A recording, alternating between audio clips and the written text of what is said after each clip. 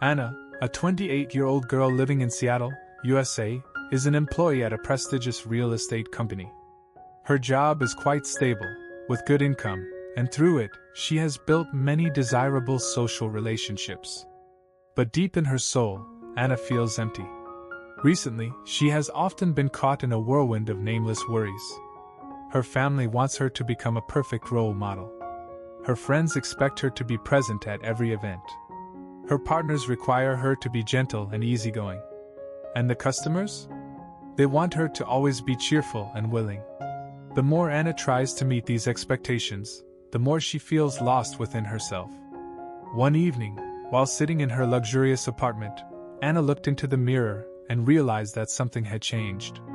Her face, once full of vitality, now bore signs of fatigue. She asked herself, "Who am I? What do I truly want in this life?" Confused and not knowing where to start, Anna remembered Steffan, a philosophy professor who had taught her during her university years. Steffan was not only a teacher, he was also a renowned psychologist known for helping his students overcome life crises. Without hesitation, Anna decided to contact him. Steffan welcomed Anna at a tranquil tea room, nestled deep within a garden surrounded by lush green trees. The room was simply decorated, yet it brought about an extraordinary sense of peace. On the table was a fragrant teapot, exuding a gentle aroma. "Anna, it's wonderful to see you again," Steffan began, his eyes kind but sharp. "You seem tired. Please tell me what has brought you here." Anna sighed softly, then slowly recounted her current life. She described the pressures from work, family, friends, and even demanding customers. "I don't know who I am anymore, Professor. I feel like I'm living for everyone except myself." Steffan nodded and poured a cup of tea for Anna. "Anna, this is not uncommon. Many people, at different points in their lives, find themselves in situations like yours. But first, I want to ask you, why do you let the words and actions of others affect you so much?" Anna thought for a moment, then replied, "Maybe it's because I'm afraid of being judged, afraid that others won't like me, Professor. I want to be recognized, to please everyone." Steffan smiled gently. "That's understandable, Anna.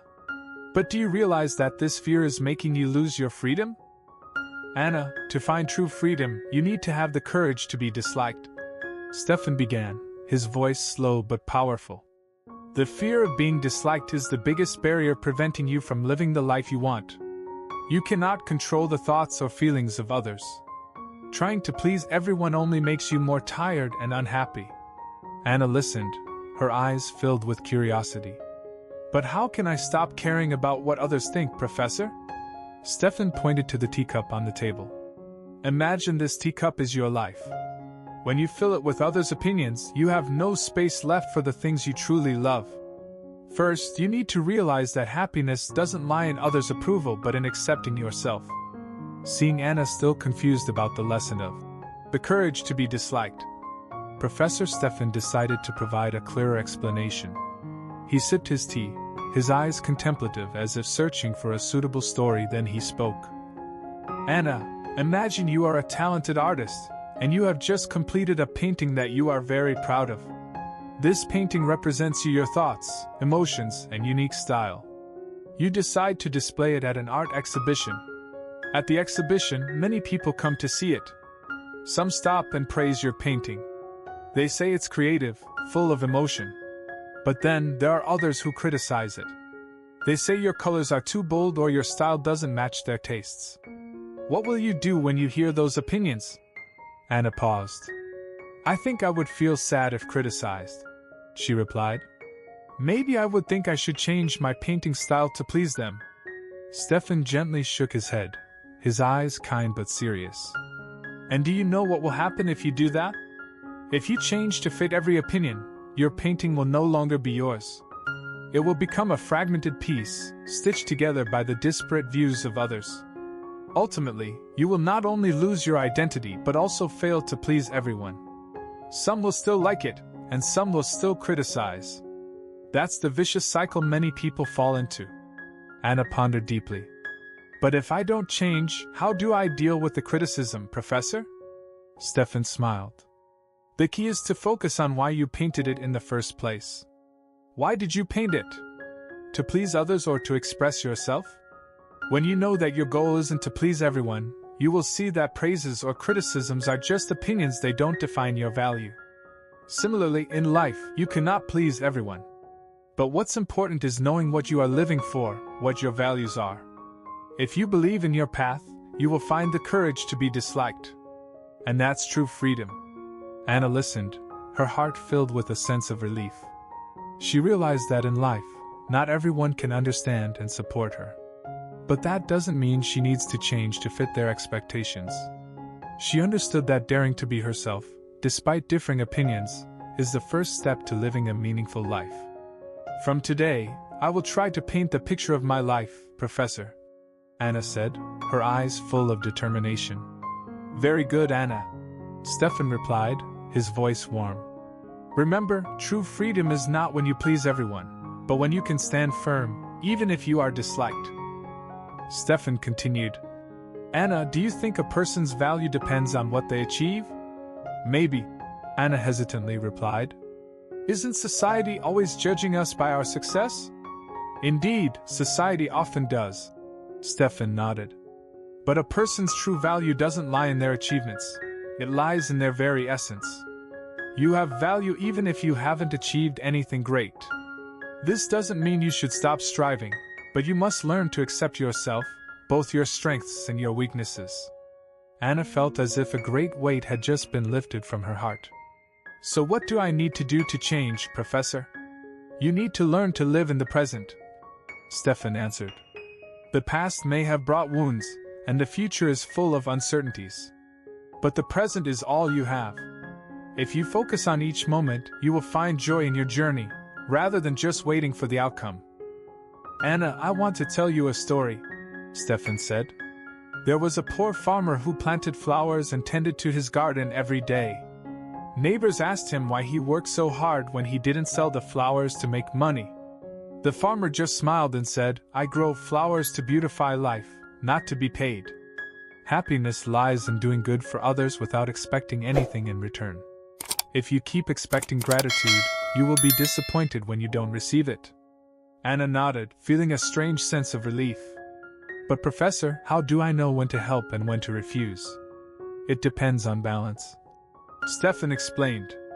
If you find that helping others makes you lose yourself, that's not helping, it's unnecessary sacrifice. But if you help with all your heart, it will be meaningful. As the conversation neared its end, Anna asked a question Steffan knew was the most important. Professor Steffan, I want to change, to live for myself. But how do I start? What do I need to do to find true happiness? Steffan looked at Anna thoughtfully.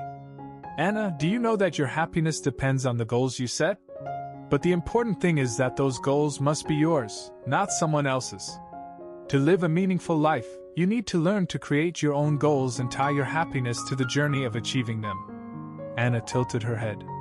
How do I set the right goals, Professor? Steffan poured more tea into Anna's cup, then slowly said, Let me tell you a story. There was an athlete named Sarah who always dreamed of running a marathon. But instead of focusing on her own goal, Sarah constantly compared herself to other athletes. She got caught up in trying to surpass those around her, setting her goal to beat them, and gradually, she forgot why she started running in the first place. One day, Sarah met an old coach. He asked her, Why do you run? Sarah replied, I run to be the best. The coach smiled gently and said, But if you run for others, you will never feel enough. Run for yourself, for the joy of placing each foot on the ground. And when you do that, victory will come naturally. Sarah decided to change her mindset. Instead of running to compete with others, she set a new goal, to improve her own running time little by little. Each day, she found joy in training, feeling each step on the ground, each breath in harmony with her heartbeat. In the end, she not only completed the marathon but also achieved results far beyond her expectations because she ran with all her heart. Anna was silent, reflecting on the story. Steffan continued. The important thing, Anna, is to set goals that you truly believe in and love. Not goals to please others, but to live true to your values.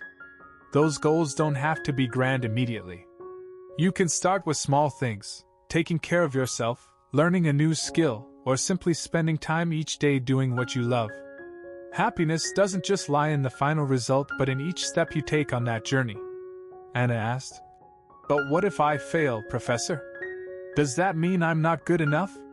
Steffan gently shook his head. Failure doesn't mean you're not good enough. It's just a lesson to understand yourself better and adjust your direction. Remember, Anna, the goal is not the only destination. Happiness lies in the very journey you strive to achieve them.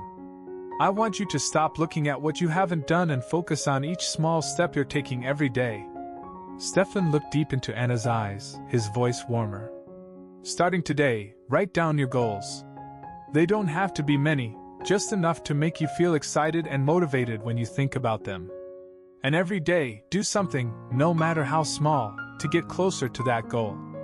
When you focus on your own journey, you'll see that happiness is not something distant but always present in every moment. Anna smiled, her eyes shining with determination. She felt a new energy within her.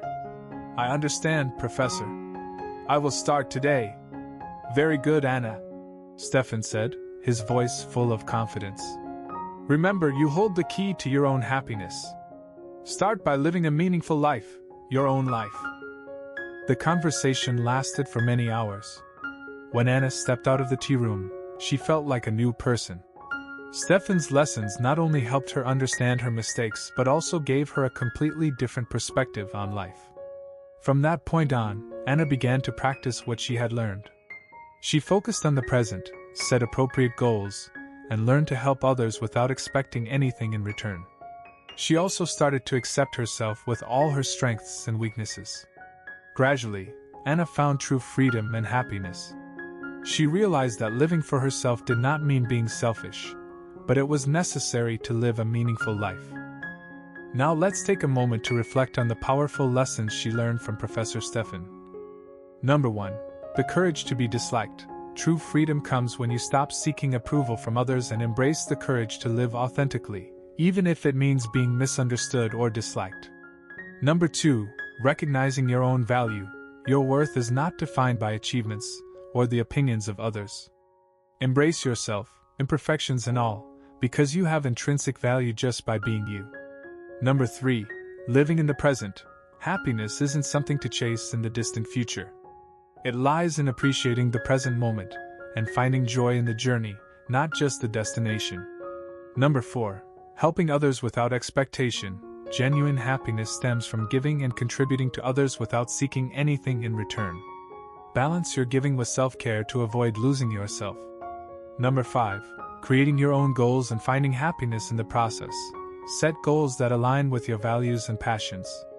Let these goals guide you, but remember, happiness is found in every small step you take toward achieving them, not just in the final result.